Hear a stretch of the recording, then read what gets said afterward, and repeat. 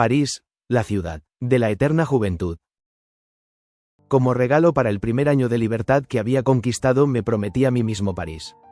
Conocía esta ciudad inagotable solo superficialmente, por 2 visitas anteriores, y sabía que, quien de joven pasa allí un año, guarda de ella un recuerdo incomparable de felicidad a lo largo de toda su vida. Un joven con los sentidos despiertos en ninguna otra parte se encuentra tan identificado con el ambiente como en esta ciudad que se da a todo el mundo y en la que, no obstante, nadie ahonda nunca del todo. Sé perfectamente que el París de mi juventud, que tenía y daba alas, ya no existe. Quizá ya nunca recuperará aquella maravillosa despreocupación después de que la mano más dura de la tierra lo marcara tiránicamente con el estigma del bronce.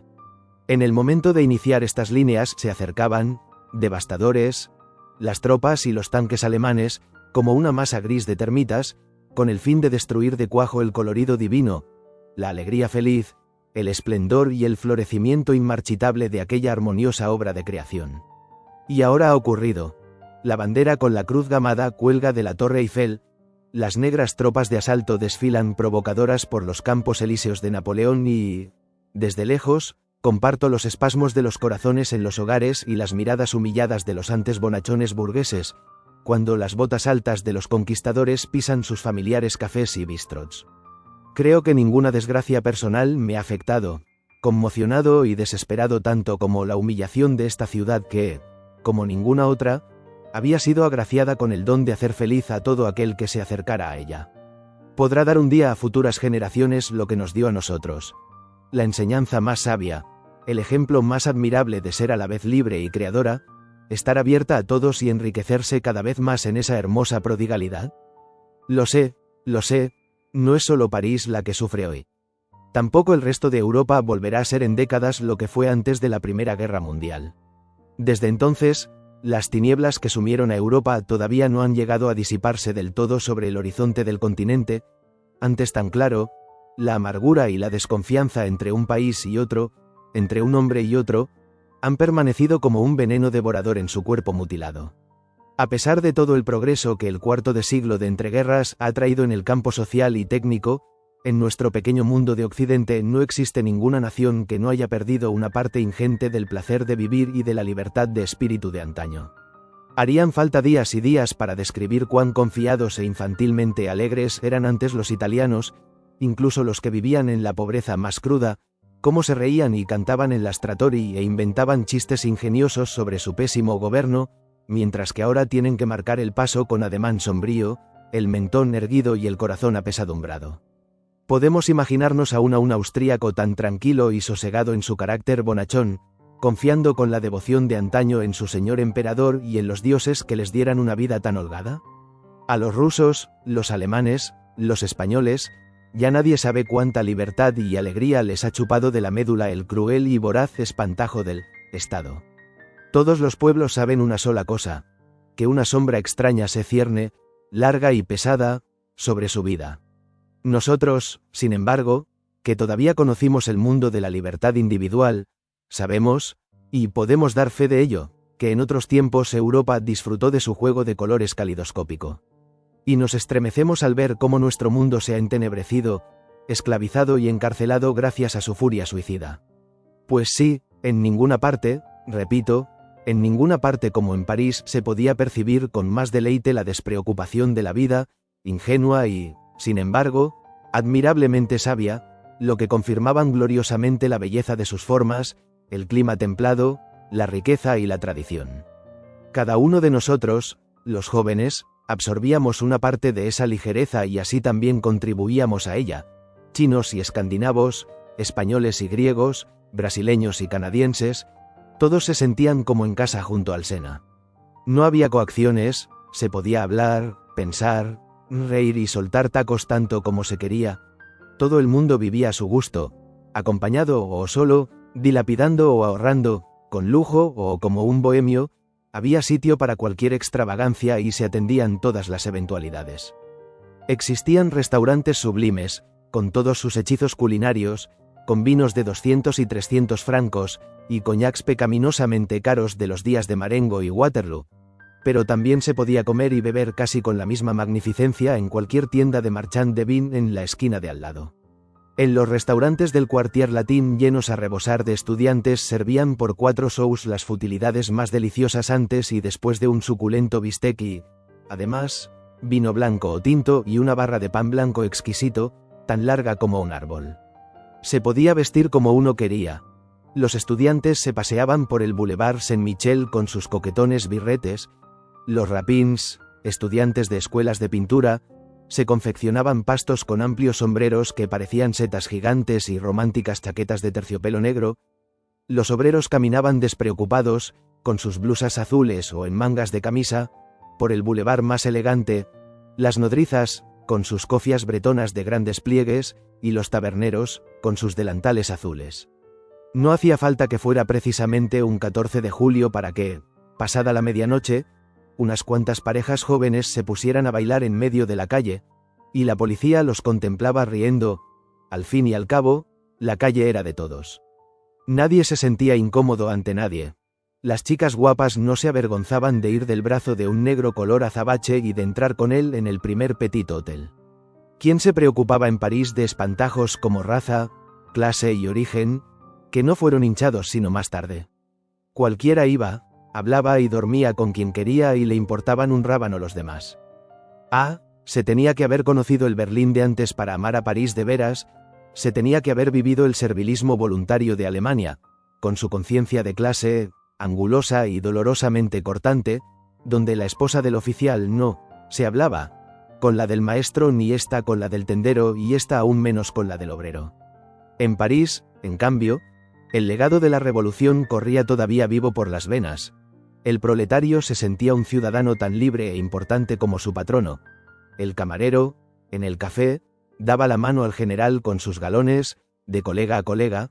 Las pequeñas burguesas, diligentes, formales y limpias, no fruncían el ceño cuando tropezaban con la prostituta del rellano, sino que charlaban con ella todos los días en la escalera y sus hijos le regalaban flores.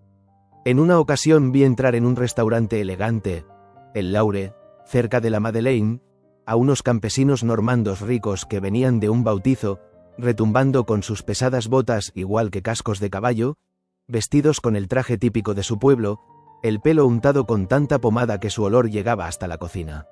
Hablaban a gritos y, cuanto más bebían, más gritaban, y sin miramiento alguno golpeaban los muslos de sus obesas mujeres. No les molestaba en absoluto sentarse como auténticos labriegos entre fracs relucientes y vestidos elegantes, pero tampoco el camarero de cara afeitada como un huevo fruncía las cejas, como habría hecho en Alemania o Inglaterra ante unos clientes tan rústicos, sino que les servía con tanta cortesía y corrección como si fuesen ministros o excelencias, y al maître d'hôtel incluso le hizo gracia saludar cordialmente a unos clientes tan poco formales. París solo conocía la coexistencia de contrastes, no había arriba ni abajo. No existía una frontera visible entre las calles de lujo y los sucios pasajes de al lado y por doquier reinaban la misma animación y alegría. En los patios de los suburbios tocaban los músicos ambulantes, desde las ventanas se oía cantar a las midinets mientras trabajaban. Por doquier y en todo momento se oía cómo gendía el aire una carcajada o un amable grito de amistad. Si de vez en cuando dos cocheros echaban pestes el uno del otro, al rato se daban la mano y bebían juntos un vaso de vino al tiempo que abrían unas cuantas ostras, a precios irrisorios. Nada era difícil ni formal. Las relaciones con las mujeres se entablaban con facilidad y con la misma facilidad se rompían. No había roto tan feo que no encontrase a su descosido. Cualquier joven encontraba a una muchacha alegre y nada cohibida por la falsa modestia. Qué fácil y qué bien se vivía en París, sobre todo si uno era joven. El solo vagar por las calles ya era un placer y, a la vez, una lección permanente, porque todo estaba abierto a todos. Por ejemplo, se podía entrar en una librería de viejo y hojear libros durante un cuarto de hora sin que el dueño refunfuñara y gruñera. Se podía entrar en las pequeñas galerías, ver y tocar en las tiendas de bric-à-brac, gorrear en las subastas del Hotel Drouot y charlar con las institutrices en los jardines. No era fácil detenerse cuando uno había empezado a callejear. La calle le atraía a uno como un imán y le mostraba cosas nuevas sin cesar, como un calidoscopio. Cuando uno se cansaba, se podía sentar en la terraza de uno de los 10.000 cafés y escribir cartas en el papel que le daban gratis y dejar que los vendedores ambulantes le exhibieran un montón de objetos absurdos e inútiles. Una sola cosa era difícil: quedarse en casa o volver a casa, sobre todo cuando estallaba la primavera, la luz resplandecía plateada y blanda sobre el Sena, los árboles de los bulevares empezaban a espesarse de verde y las muchachas llevaban, prendidos con agujas, ramilletes de violetas a un show cada uno. Pero la verdad es que no hacía falta la primavera para estar de buen humor en París.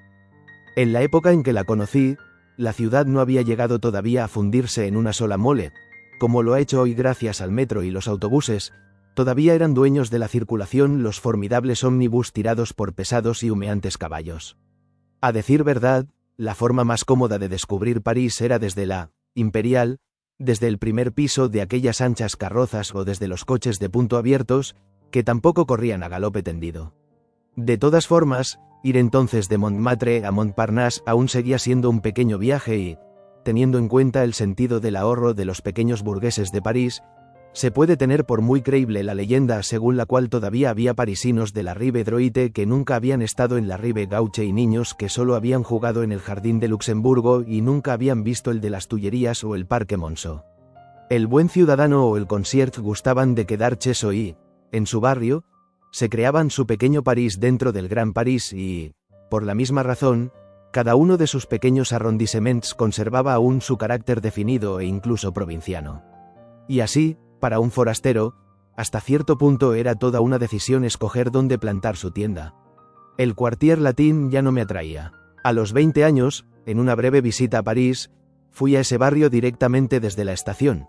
La primera tarde ya me había sentado en el Café Bachet y, respetuosamente, había pedido que me mostraran el lugar de Verlaine y la mesa de mármol que golpeaba, furioso, con su macizo bastón siempre que estaba borracho, para hacerse respetar.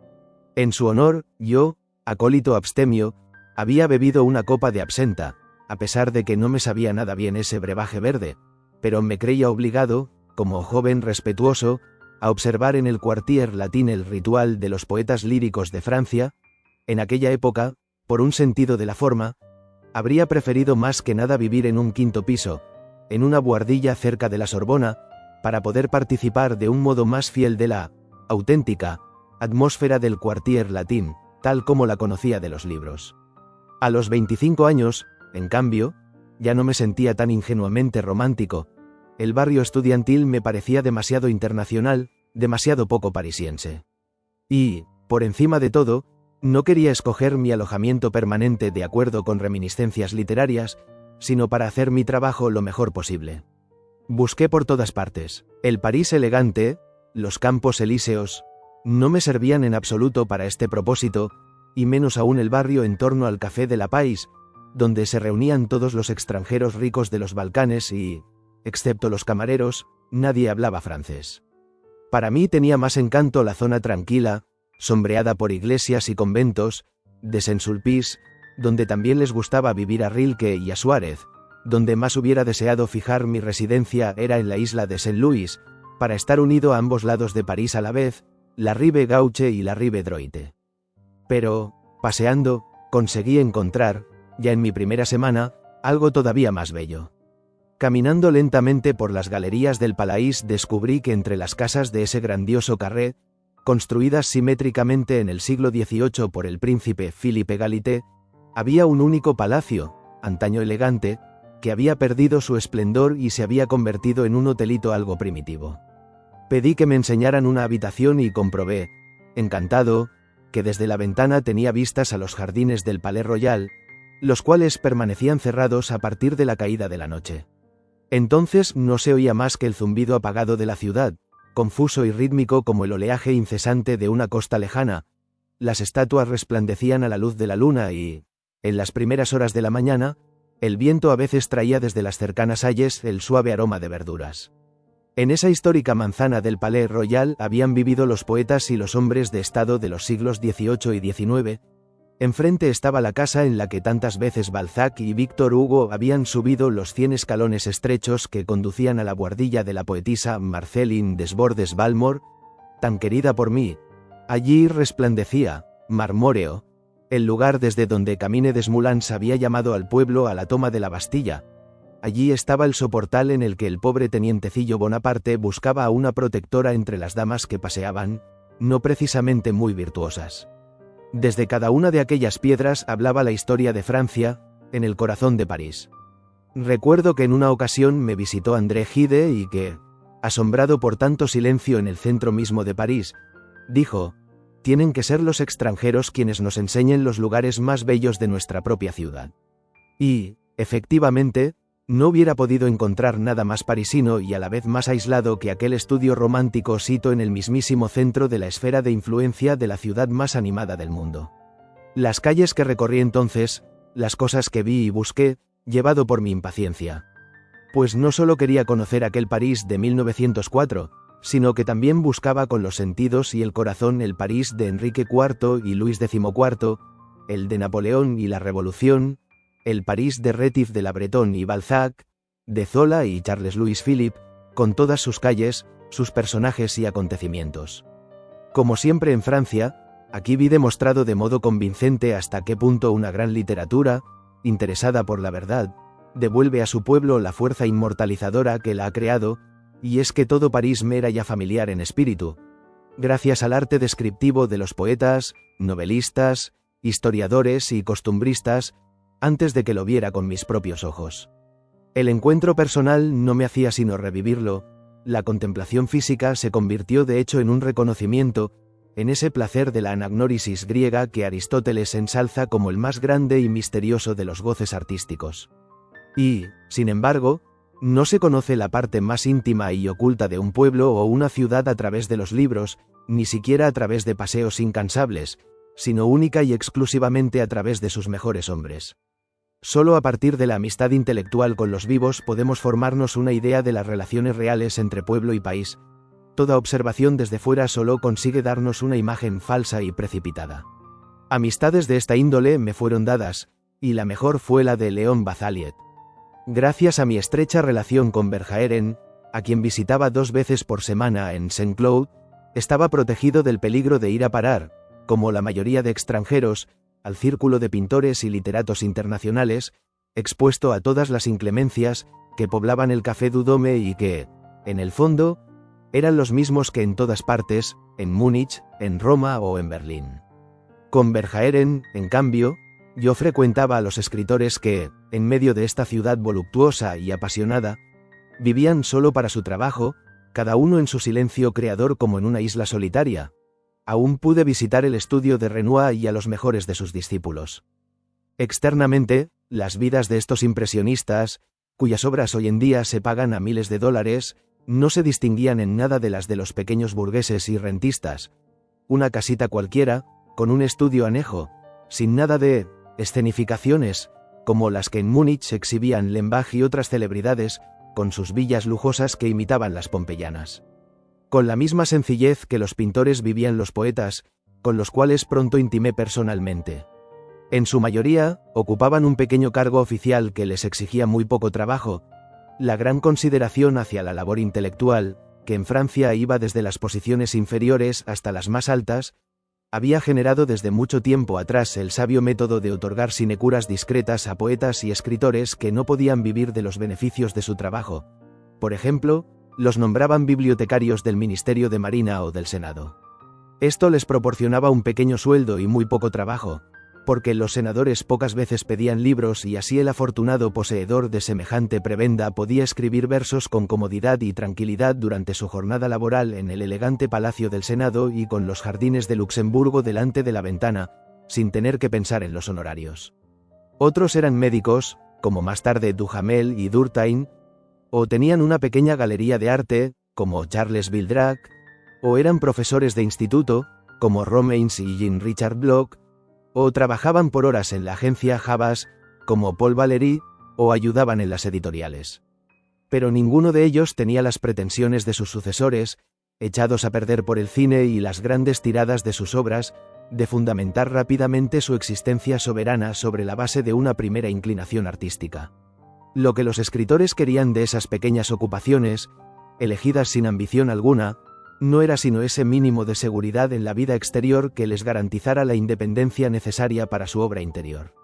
Gracias a esa seguridad, podían prescindir de los grandes y corruptos periódicos de París, escribir sin cobrar para sus pequeñas revistas, mantenidas siempre a base de sacrificios personales, y tolerar tranquilamente que sus obras se representasen solo en pequeños teatros literarios y que al principio su nombre fuera conocido solo en algunos círculos reducidos.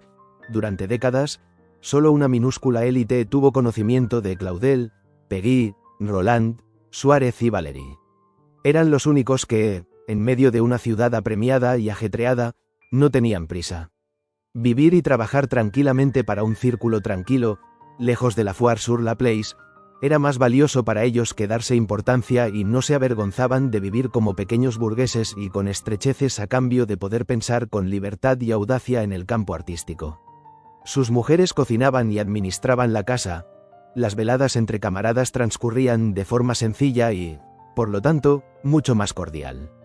Se sentaban en sillas baratas de rejilla alrededor de una mesa cubierta de cualquier manera con un mantel a cuadros. No era en absoluto un ambiente más distinguido que el del mecánico del mismo rellano, pero uno se sentía allí libre y desenvuelto. No tenían teléfono, ni máquina de escribir, ni secretaria, evitaban los aparatos técnicos tanto como al aparato intelectual de la propaganda, escribían sus libros a mano, como 1000 años atrás, y ni siquiera en las grandes editoriales, como la del Mercure de France, había dictáfono ni otros ingenios sofisticados. No se despilfarraba en nada de cara al exterior, por prestigio u ostentación. Todos esos jóvenes poetas franceses vivían como todo el mundo, por el placer de vivir, aunque en su forma más sublime, el placer del trabajo creador. ¿Cómo corrigieron estos nuevos amigos míos, con su pulcritud humana, la imagen que yo tenía del poeta francés?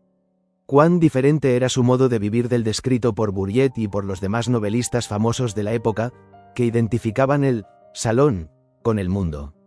Y cómo me aleccionaron sus mujeres sobre la imagen criminalmente falsa de la mujer francesa que en nuestro país habíamos sacado de los libros, la imagen de una mujer mundana, preocupada solo por correr aventuras, dilapidar y aparentar. Jamás he visto amas de casa mejores y más reposadas que en aquel círculo fraternal, ahorradoras, modestas y alegres incluso en las circunstancias más difíciles, haciendo milagros como por arte de magia en un hornillo, cuidando de los hijos y, sin embargo, fielmente vinculadas a la vida intelectual de sus maridos. Solo quien ha vivido en esos círculos como amigo, como compañero, conoce de veras la auténtica Francia.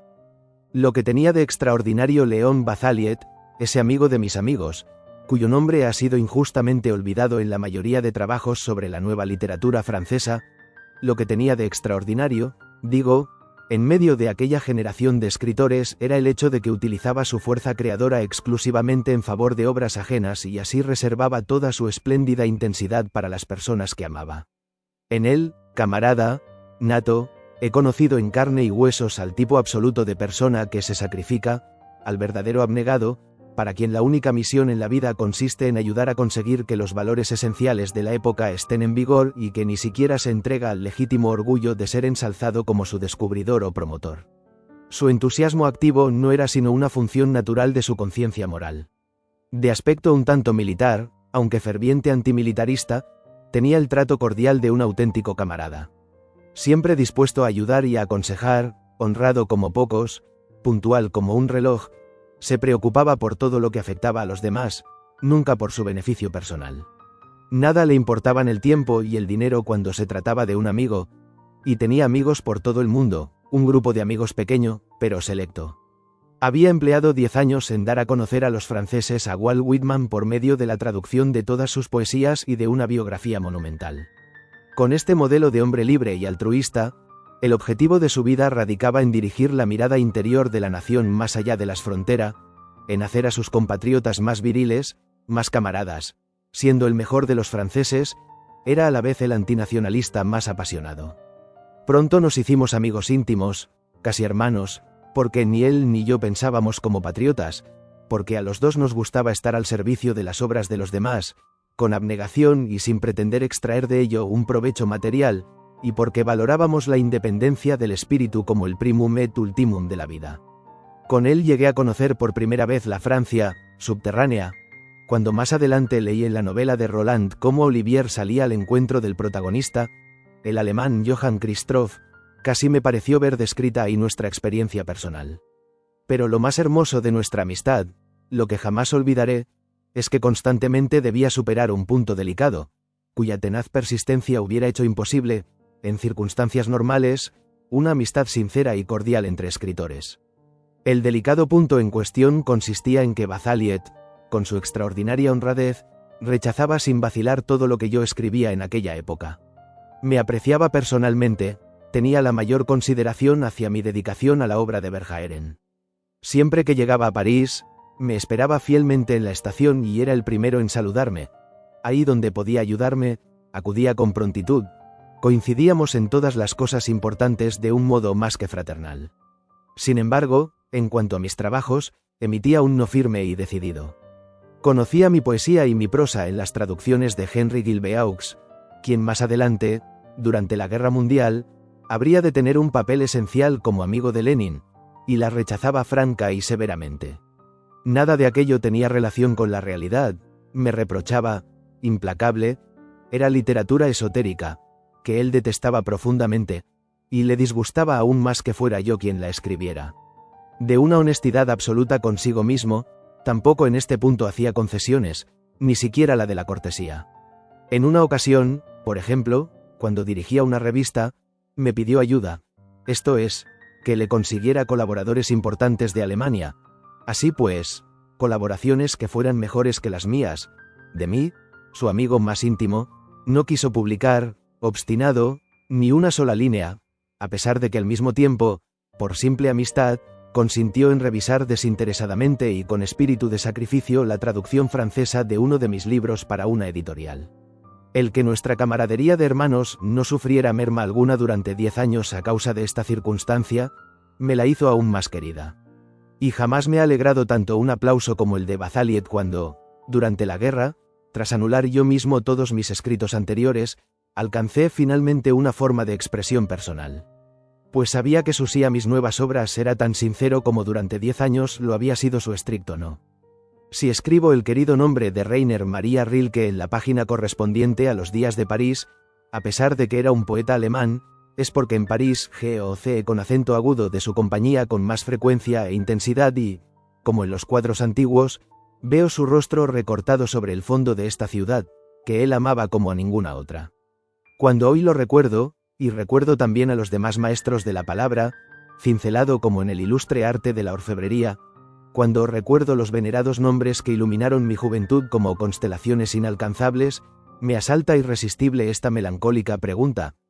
¿Estos poetas puros, consagrados exclusivamente a la creación lírica, volverán a repetirse en nuestra actual época de turbulencia y conmoción general?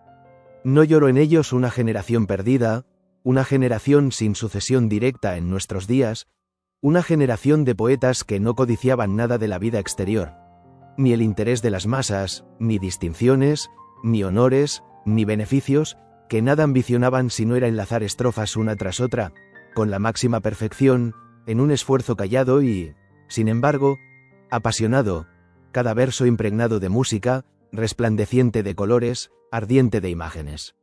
Formaban un gremio, una orden casi monástica en medio de nuestro mundo tumultuoso. Para ellos, conscientemente alejados de lo cotidiano, no había en el universo nada más importante que el sonido dulce y, sin embargo, más duradero que el fragor de los tiempos, con que una rima, al encadenarse con otra, liberaba una emoción indescriptible que era más silenciosa que el susurro de una hoja llevada por el viento y que, en cambio, rozaba con sus vibraciones las almas más lejanas. Pero qué impresionante era para nosotros, los jóvenes, la presencia de aquellos hombres fieles a sí mismos. Qué ejemplares aquellos rigurosos servidores y guardianes de la lengua, que consagraban su amor exclusivamente a la palabra purificada, a la palabra válida no para la inmediatez del día y de los periódicos, sino para lo perenne e imperecedero. Casi daba vergüenza mirarlos, pues cuán quieta era la vida que llevaban, cuán falta de apariencias, cuán invisible. Uno, viviendo en el campo como un labriego, otro, dedicado a un oficio humilde, el tercero, recorriendo el mundo como un pasionate pilgrim, y todos ellos, conocidos tan solo por unas pocas personas, pero tanto más queridos por ellas. Uno vivía en Alemania, otro en Francia y un tercero en Italia, pero todos compartían una misma patria, porque solo vivían en la poesía, y así, evitando lo efímero con una estricta renuncia y creando obras de arte, convertían en obra de arte su propia vida. Me parece maravilloso, no puedo menos de repetirlo cada vez que lo recuerdo, que en nuestra juventud hayamos tenido entre nosotros a semejantes poetas. Pero, también por ello, no puedo dejar de preguntarme con cierta angustia secreta, en nuestros tiempos, dentro de nuestras nuevas formas de vida, que, sanguinarias, sacan a los hombres de toda concentración interior del mismo modo que un incendio forestal expulsa a los animales de sus guaridas más ocultas, podrán también existir almas semejantes, consagradas plenamente al arte lírico. Sé muy bien que en todo tiempo se produce el milagro del nacimiento de un poeta y que el consuelo emocionado de Goethe, en su manía a Lord Byron, seguirá siendo una verdad eterna, pues la tierra los engendra de nuevo, como siempre los ha engendrado. Siempre surgirán de nuevo estos poetas en un feliz regreso, porque, a pesar de todo, la inmortalidad concede de vez en cuando esa preciosa prenda incluso a la época más indigna.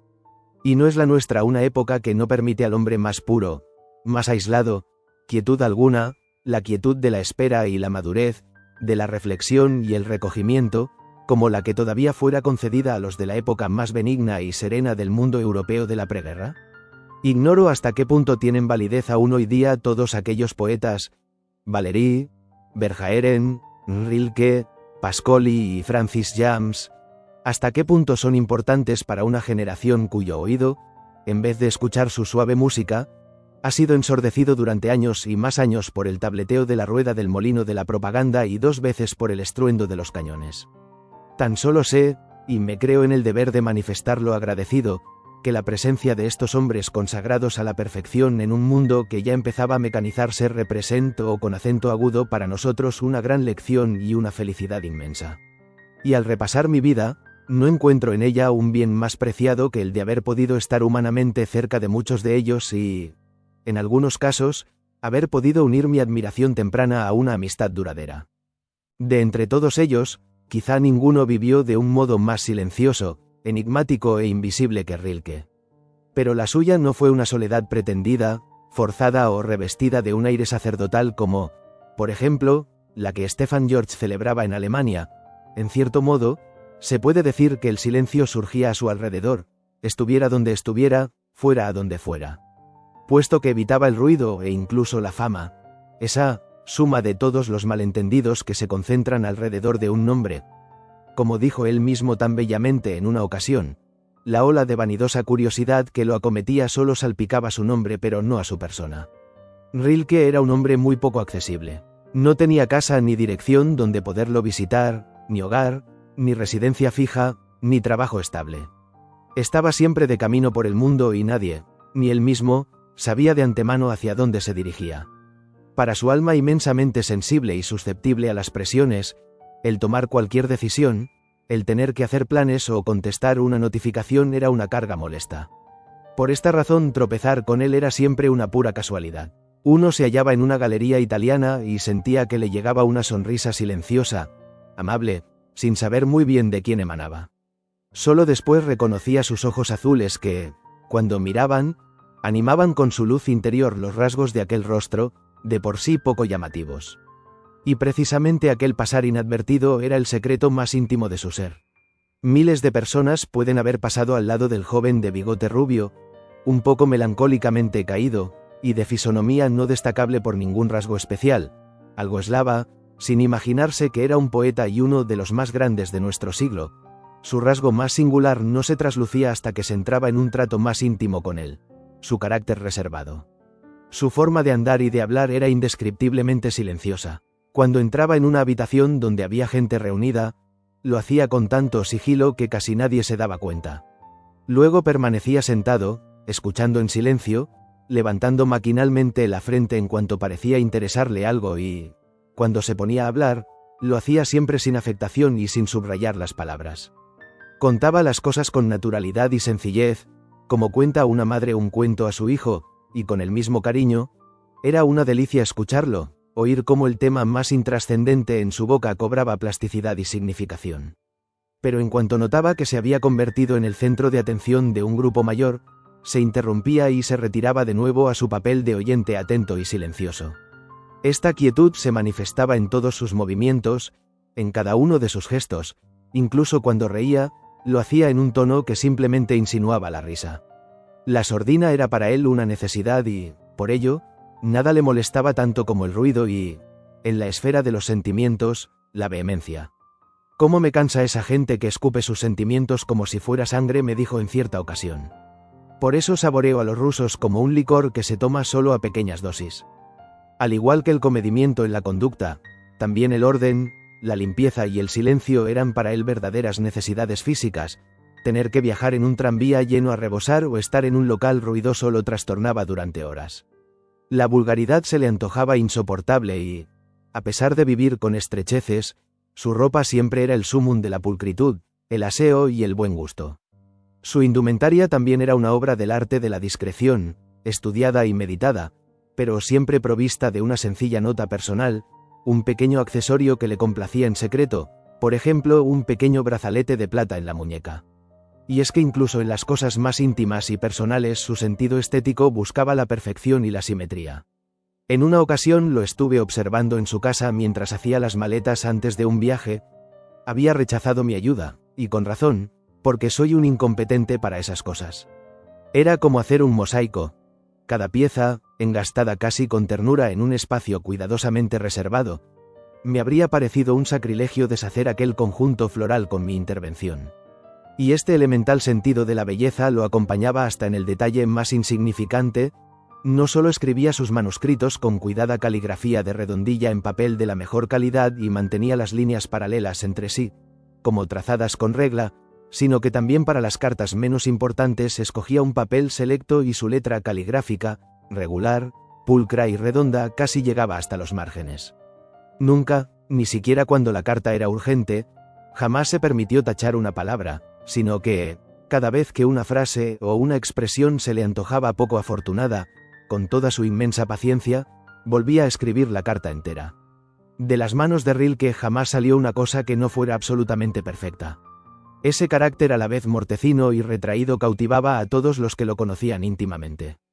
Tan imposible era imaginarse a Rilke arrebatado como que otra persona, en su presencia, no perdiera su tono chillón y arrogante a causa de las vibraciones que emanaban del silencio del poeta. Pues su actitud retraída vibraba con una fuerza moral que proseguía misteriosamente su labor educadora. Tras una larga conversación con él, uno era incapaz de cualquier vulgaridad durante horas e incluso días. Por otro lado, es verdad que la temperancia constante de su carácter, ese no querer entregarse nunca del todo, de entrada ponía límites a una cordialidad más efusiva. Creo que pocos pueden jactarse de haber sido amigos de Rilke. En los 6 volúmenes de cartas suyas que se han publicado casi nunca aparece el tratamiento de amigo y parece que, desde sus años escolares, no concedió a mucha gente el tú íntimo y fraternal. Su extraordinaria sensibilidad no podía soportar que alguien o algo se le acercara demasiado, y sobre todo lo marcadamente masculino le producía un auténtico malestar físico. Le resultaba más fácil entablar una conversación con las mujeres. Les escribía a menudo y de buen grado y se sentía mucho más libre en presencia de ellas. Quizás era la ausencia de sonidos guturales en sus voces lo que le aliviaba, porque sufría de veras con las voces desagradables. Aún lo veo ante mí charlando con un gran aristócrata, completamente recluido en sí mismo, con los hombros hundidos y sin siquiera levantar los ojos para que no delataran hasta qué punto le hacía sufrir físicamente aquel molesto falsete. En cambio, qué agradable era su compañía cuando el trato era amistoso. Entonces, a pesar de su parsimonia, se notaba su bondad interior, que irradiaba calor y consuelo hasta lo más íntimo del alma.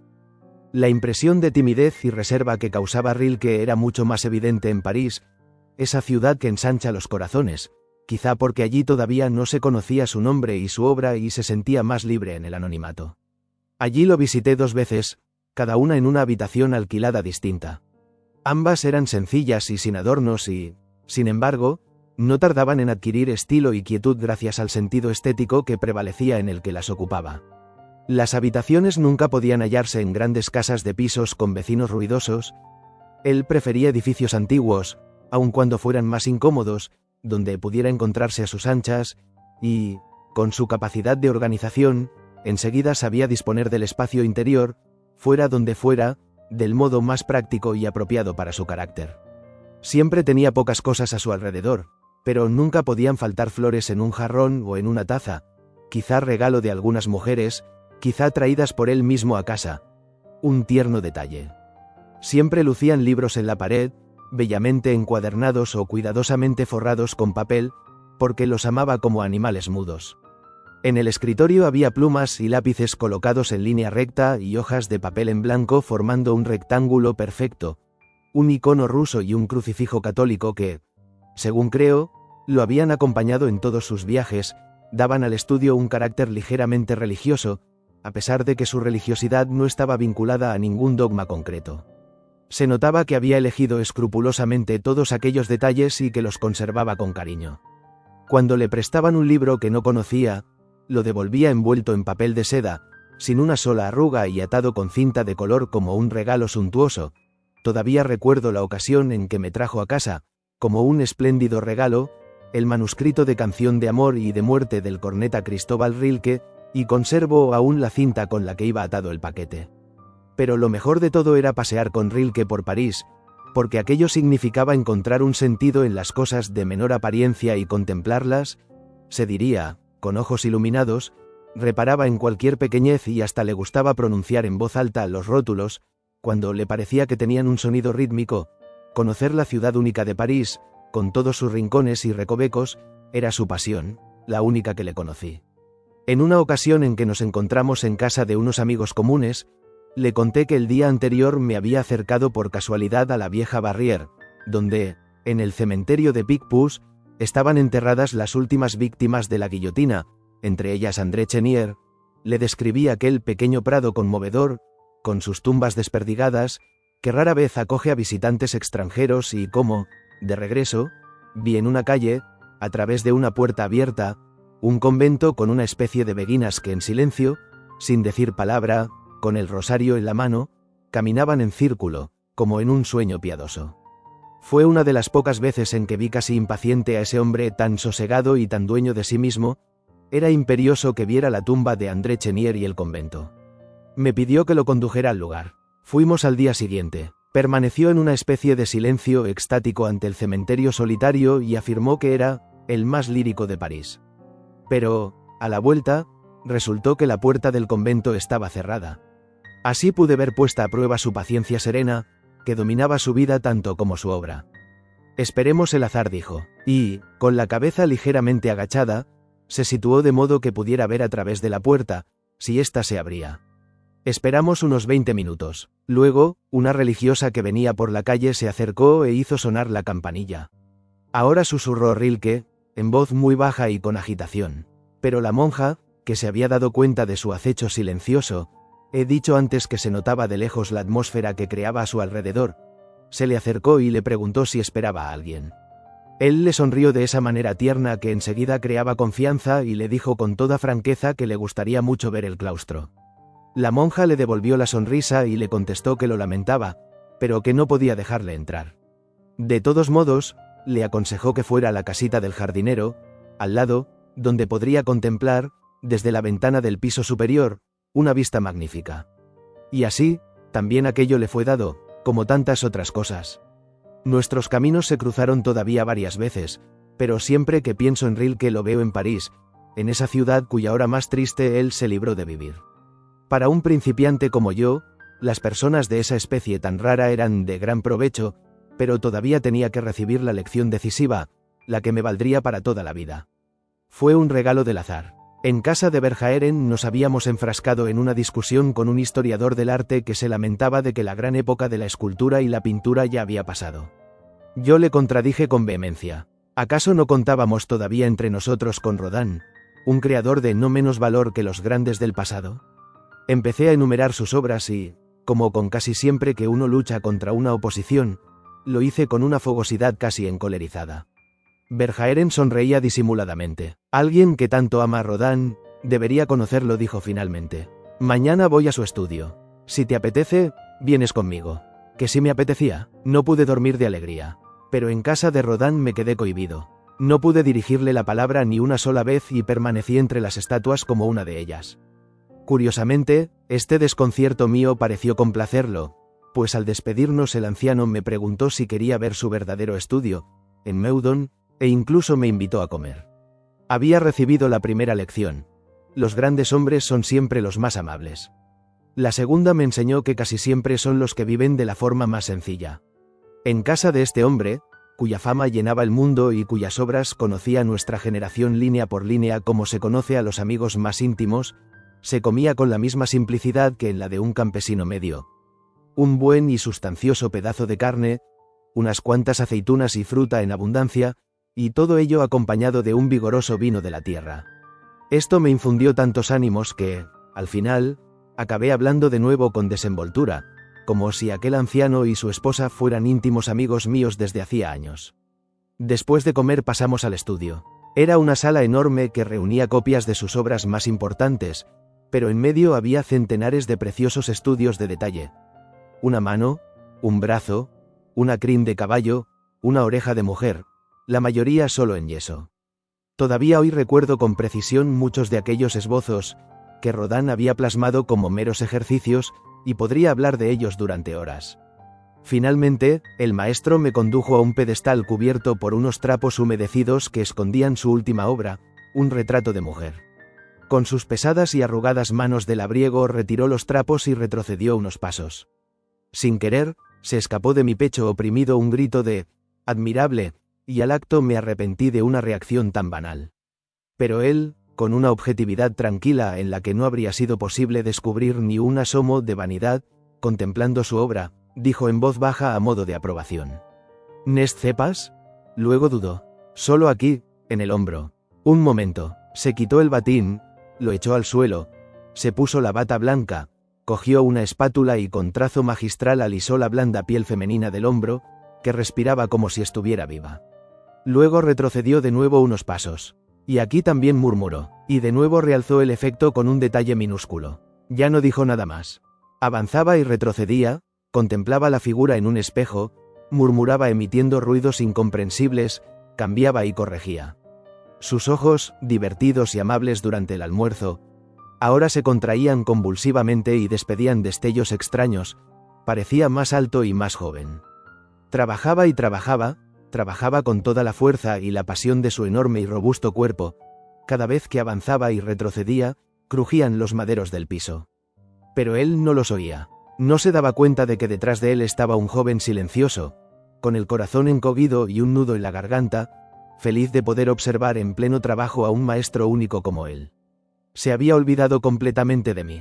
Para él yo no existía. Solo existía la escultura, la obra y, más allá de ella, la visión de la perfección absoluta. Transcurrió un cuarto de hora, media hora, no sé cuánto rato. Los grandes momentos se hallan siempre más allá del tiempo. Rodin estaba tan absorto, tan sumido en el trabajo, que ni siquiera un trueno lo habría despertado. Sus movimientos eran cada vez más vehementes, casi furiosos. Una especie de ferocidad o embriaguez se había apoderado de él, trabajaba cada vez más y más deprisa. Luego sus manos se volvieron más vacilantes. Parecía como si se hubieran dado cuenta de que ya no tenían nada más que hacer. 1, 2, 3 veces retrocedió sin haber cambiado nada. Después masculló algo entre dientes y colocó de nuevo los trapos alrededor de la figura con la misma ternura con que un hombre cubre con un chal los hombros de su amada. Suspiró profunda y relajadamente. Su cuerpo parecía de nuevo más pesado. El fuego se había consumido. Y a continuación sucedió algo para mí incomprensible, la lección magistral. Se quitó la bata, se puso el batín y se dio la vuelta para salir. Se había olvidado de mí por completo en aquellos momentos de máxima concentración. No se acordaba de que un joven al que él mismo había invitado al estudio para mostrarle sus obras había permanecido todo el tiempo detrás de él, desconcertado, sin aliento e inmóvil como una de sus estatuas. Se dirigió hacia la puerta. Cuando iba a cerrarla, me descubrió y, casi enojado, fijó en mí sus ojos. ¿Quién era aquel joven desconocido que se había entrometido en su estudio? Pero se acordó enseguida y se me acercó casi avergonzado. «Pardón», Monsieur empezó a decir, pero no lo dejé continuar. Me limité a estrecharle la mano como muestra de agradecimiento, hubiera preferido besársela. En aquella hora había visto revelarse el eterno secreto de todo arte grandioso y, en el fondo, de toda obra humana. La concentración, el acopio de todas las fuerzas, de todos los sentidos, el éxtasis, el transporte fuera del mundo de todo artista. Había aprendido algo para toda la vida. Había decidido trasladarme de París a Londres a finales de mayo. Pero me vi obligado a aplazar el viaje 15 días, porque una circunstancia imprevista había hecho incómodo mi encantador alojamiento. Fue a causa de un episodio curioso que me divirtió y, al mismo tiempo, me permitió formarme una idea bastante instructiva de la forma de pensar en distintos ambientes franceses. Me había ausentado de París durante los 2 días de la fiesta de Pentecostés para ir con unos amigos a admirar la magnífica catedral de Chartres. A mi regreso, el martes por la mañana, cuando entré en mi habitación de hotel para cambiarme de ropa, no encontré la maleta, la cual había permanecido todos aquellos meses muy tranquila en un rincón. Bajé para hablar con el dueño del pequeño hotel, que alternaba con su mujer el trabajo en la minúscula portería. Era un marsellés bajito, rechoncho y mofletudo con el cual yo solía bromear e incluso jugaba al chaquete, su juego predilecto, en el café de enfrente. La noticia lo inquietó terriblemente y, muy irritado, pegó un puñetazo en la mesa mientras soltaba un enigmático: «Vaya, con acento agudo ese as tenemos». Y mientras se apresuraba a ponerse la chaqueta, como de costumbre, iba en mangas de camisa, y a cambiarse las cómodas zapatillas por los zapatos, me expuso la situación. Pero quizá fuera conveniente recordar primero una peculiaridad de las casas y los hoteles de París para poder hacerse cargo cabalmente del estado de cosas. En París, los pequeños hoteles y la mayoría de casas particulares no tienen llave de la puerta de la calle, sino que la abre automáticamente desde la portería el concierge, el portero, cuando alguien llama desde fuera. Ahora bien, en los pequeños hoteles y en las casas, el dueño o el portero no se queda toda la noche en la portería, sino que abre la puerta desde el dormitorio apretando un botón, normalmente medio dormido. Para salir, hay que gritarle cordon, s'il vous plaît, y, para entrar, uno tiene que decir su nombre, de manera que, en teoría, ningún extraño puede colarse en las casas de noche. He aquí, pues, que a las 2 de la madrugada alguien había tocado la campanilla de mi hotel y, una vez dentro, había dicho un nombre que se parecía al de un cliente del hotel y había cogido una llave de las que todavía colgaban en la portería. En realidad, la obligación del cancerbero hubiera sido verificar la identidad del trasnochador a través del cristal, pero evidentemente estaba demasiado dormido. Cuando, al cabo de 1 hora, alguien gritó desde dentro cordon, s'il vous plaît, para salir a la calle, un hombre le extrañó, pero ya después de abrir la puerta, que alguien saliera a las 2 de la madrugada. Se levantó y, escrutando la calle arriba y abajo, comprobó que alguien había salido con una maleta y, en bata y zapatillas, se puso a seguir al sospechoso. Sin embargo, en cuanto vio que doblaba la esquina y se dirigía a un pequeño hotel de la Rue des Petits Champs, ya no pensó que el hombre fuera un ladrón o un desvalijador y volvió a meterse tranquilamente en la cama. Alterado como estaba por la equivocación, me llevó consigo a la comisaría de policía más cercana. La policía enseguida se puso a indagar en el hotelito de la Rue des Petits Champs y comprobó que la maleta efectivamente estaba allí, pero el ladrón no, tal vez había salido a tomar un café en un bar del barrio. 2 detectives se apostaron en la portería del hotel para esperar al bribón, cuando, al cabo de media hora, este regresó cándidamente, lo detuvieron en el acto. Luego, el hotelero y yo tuvimos que volver a la comisaría para asistir al acto oficial. Nos mandaron entrar en el despacho del subprefecto, un hombre desmesuradamente gordo, bigotudo y de trato agradable, que, con la chaqueta desabrochada, estaba sentado detrás de un escritorio de lo más desordenado, repleto de papeles. Todo el despacho olía a tabaco, y una enorme botella de vino encima de la mesa indicaba que aquel hombre no era en absoluto uno de los crueles y hostiles servidores de la Santa Hermandad. Ante todo dio la orden de que trajeran la maleta. Yo debía comprobar si faltaba algo importante. El único objeto aparentemente de valor era una carta de crédito de 2.000 francos, ya un poco raída después de unos meses de estancia en París, pero, por razones obvias, esa carta no tenía utilidad más que para mí y, de hecho, seguía intacta en el fondo de la maleta.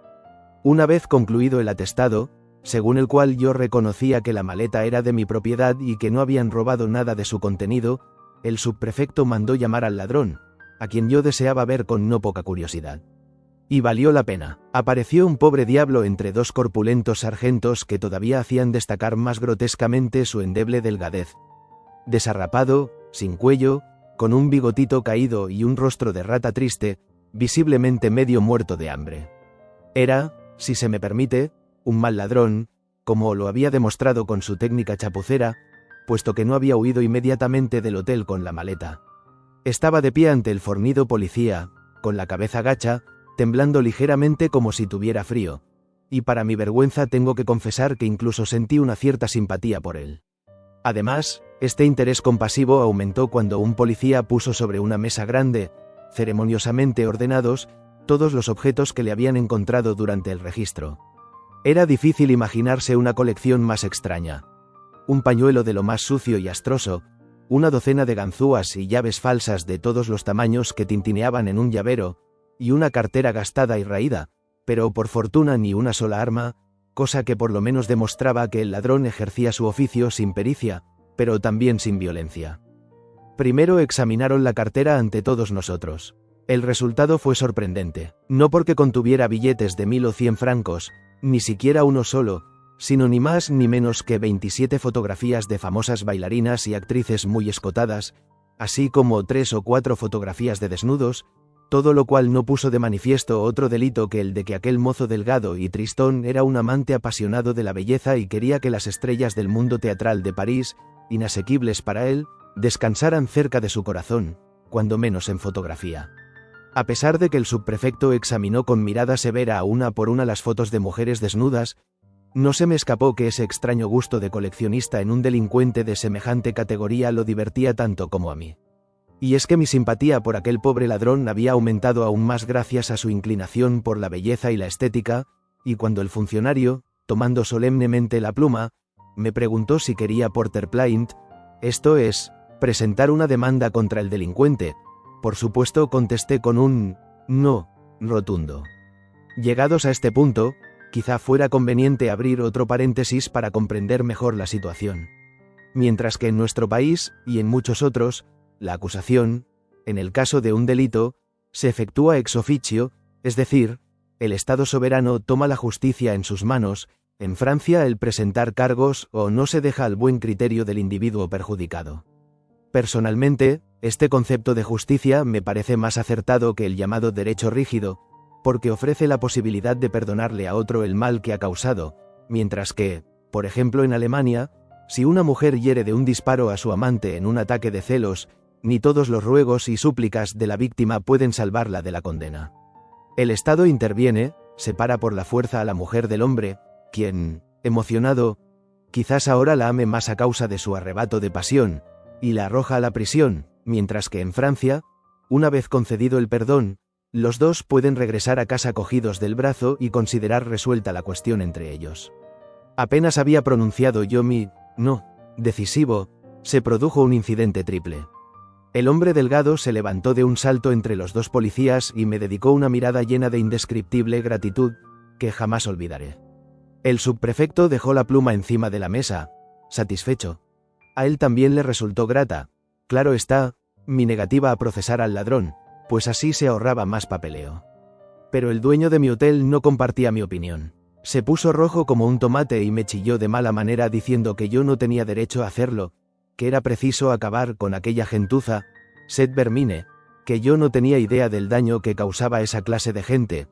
Las personas honradas tenían que andar con cuidado noche y día para protegerse de aquellos canallas y, si soltaban a uno, era como si alentaran a otros 100.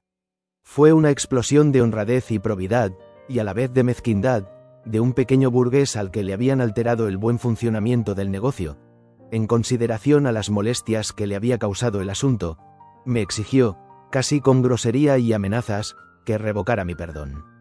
Pero yo me mantuve firme en mi decisión. Le dije en un tono resuelto que había recuperado mi maleta y que, por lo tanto, no tenía que lamentar ningún daño y daba el caso por cerrado, que en toda mi vida no había presentado demanda contra nadie y que para almorzar me comería un bistec muy grande más a gusto sabiendo que nadie tendría que comerse, por mi culpa, el rancho de la prisión. Mi hotelero replicaba cada vez más enfadado y, cuando el funcionario le explicó que no era él sino yo quien tenía que decidirlo y que mi negativa había cerrado el caso, se volvió bruscamente y salió de la sala echando pestes y dando un portazo. Sonriendo ante el berrinche del hotelero, el subprefecto se levantó y me tendió la mano en un gesto de tácito acuerdo. Así terminó la actuación oficial.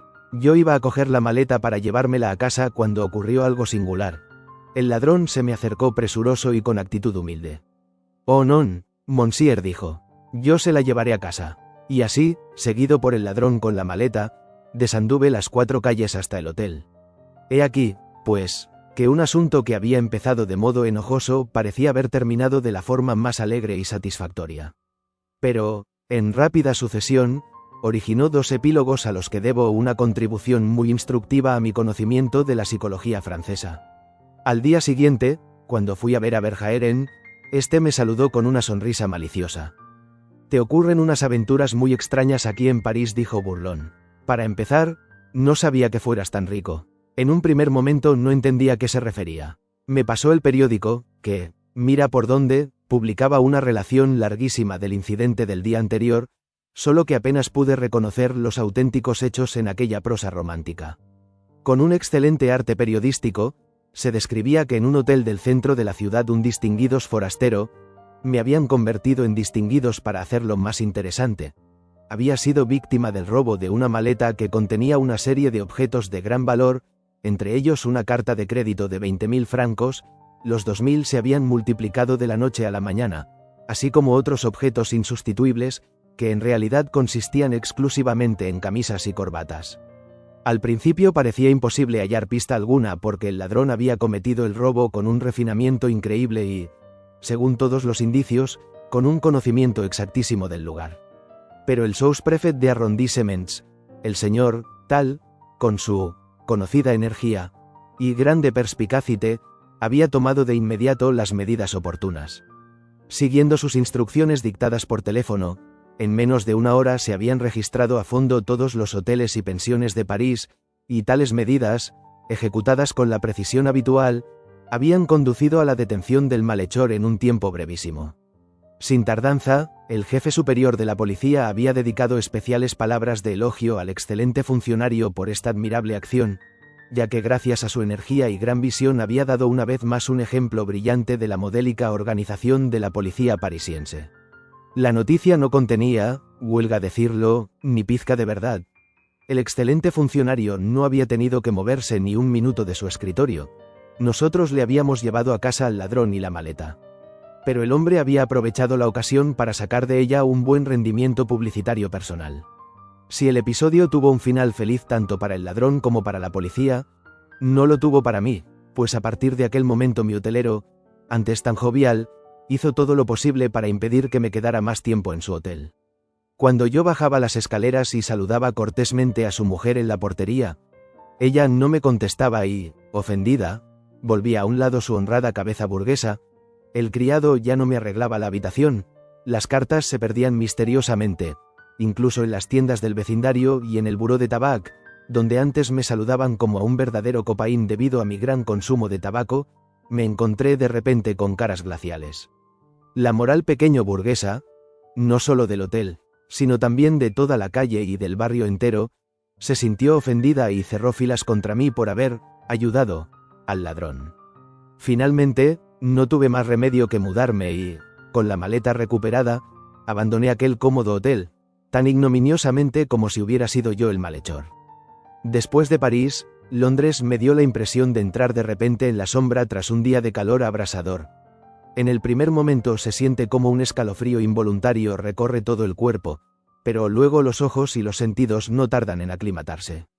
De antemano me había impuesto a mí mismo, como un deber, estar en Londres entre 2 y 3 meses, porque cómo conocer nuestro mundo y evaluar sus fuerzas sin conocer el país que, desde hace siglos, ha tenido a ese mundo bajo su férula. También confiaba en poder pulir mi inglés oxidado, el cual, dicho sea de paso, nunca fue demasiado fluido, aplicándome en la conversación y frecuentando la sociedad. Por desgracia no fue así. Como todos los continentales, había tenido poco contacto literario con el otro lado del canal y lamento decir que me sentía incompetente en medio de tertulias que versaban sobre temas como la corte, las carreras de caballos y los parties, conversaciones de breakfast y los small talles que se repetían en nuestra pequeña pensión.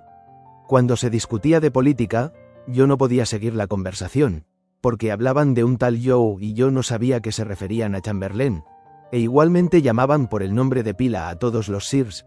Por otro lado, ante el cogni de los cocheros me sentía como si llevara tapones en los oídos. De manera, pues, que no progresé tan deprisa como esperaba. Intenté aprender un poquitín de buena dicción de los predicadores en las iglesias, 2 o 3 veces fui a curiosear por el Palacio de Justicia durante los juicios, fui al teatro para oír buen inglés, pero me las vi y me las deseé para encontrar lo que en París me salía al paso a raudales: vida social, compañerismo y alegría. No encontré a nadie con quien hablar de temas que para mí eran los más importantes. Por otra parte, yo debía de parecer a los ingleses, incluso a los más indulgentes, un individuo más bien inculto y soso dada mi indiferencia infinita por el deporte, el juego, la política y todo aquello con que ellos se entretenían. En ninguna parte conseguí adaptarme en cuerpo y alma a un ambiente, a un círculo, de modo, pues, que en realidad pasé las 9/10 partes de mi estancia en Londres trabajando en mi habitación o en el Museo Británico. Huelga decir que al principio lo intenté de veras, paseando. En los primeros 8 días recorrí Londres hasta quemarme las suelas de los zapatos.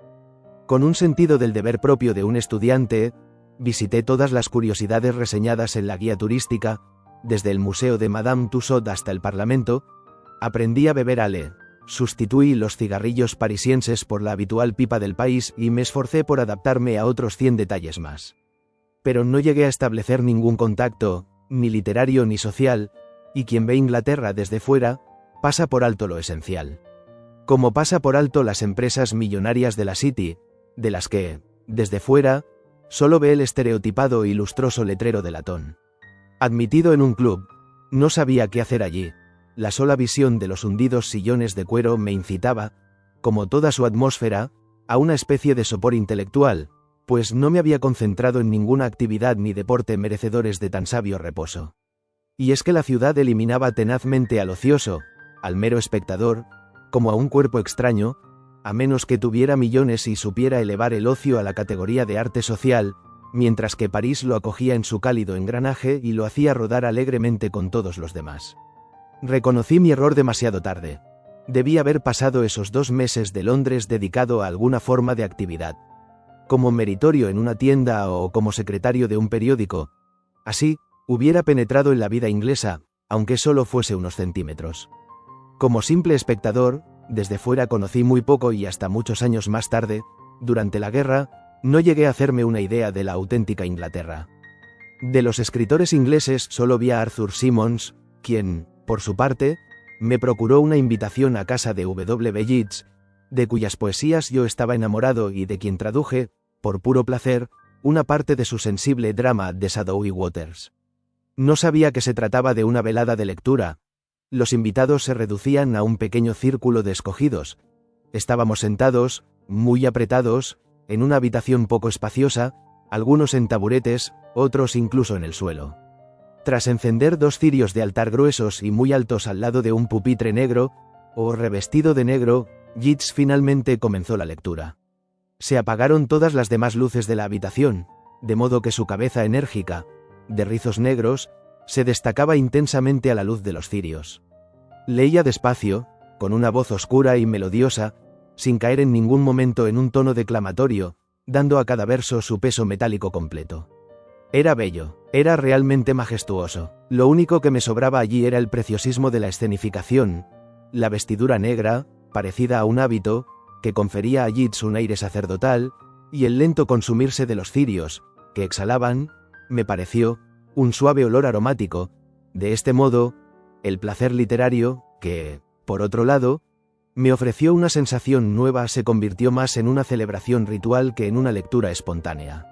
Y, sin querer, recordé cómo leía sus poesías Verhaeren en comparación con Yeats, en mangas de camisa, para poder marcar mejor el ritmo con sus brazos nervudos, sin pompa ni teatro, o cómo, ocasionalmente, recitaba Rilke unos cuantos versos de un libro, con sencillez y claridad, poniéndose quietamente al servicio de la palabra. Fue la primera lectura poética, escenificada, a la que había asistido jamás y sí, a pesar de mi amor por su obra, me resistí, un poco desconfiado, a aquella ceremonia de culto. No por ello dejó Yeats de contar en aquella ocasión con un invitado agradecido. Con todo, el verdadero descubrimiento de un poeta en Londres no fue el de un artista vivo, sino de uno bastante olvidado todavía hoy. William Blake, ese genio solitario y problemático que aún sigue fascinándome con su mezcla de torpeza y sublime perfección. Un amigo me había aconsejado que me hiciera mostrar en el print room del Museo Británico, administrado en aquel entonces por Lawrence Binion, los libros con ilustraciones en color Europa, América, el libro de Job, en la actualidad rarísimas obras de anticuario, y realmente me fascinaron. Por primera vez vi en ellos una de esas naturalezas mágicas que, sin conocer muy bien su camino, son llevadas a terrayes de todos los desiertos de la fantasía como por alas de ángeles. Durante días y semanas traté de ahondar en el laberinto de esta alma ingenua y a la vez demoníaca y traducir al alemán algunas de sus poesías. Poseer una página suya se convirtió casi en una fiebre, aunque de momento parecía una posibilidad casi solo de ensueño.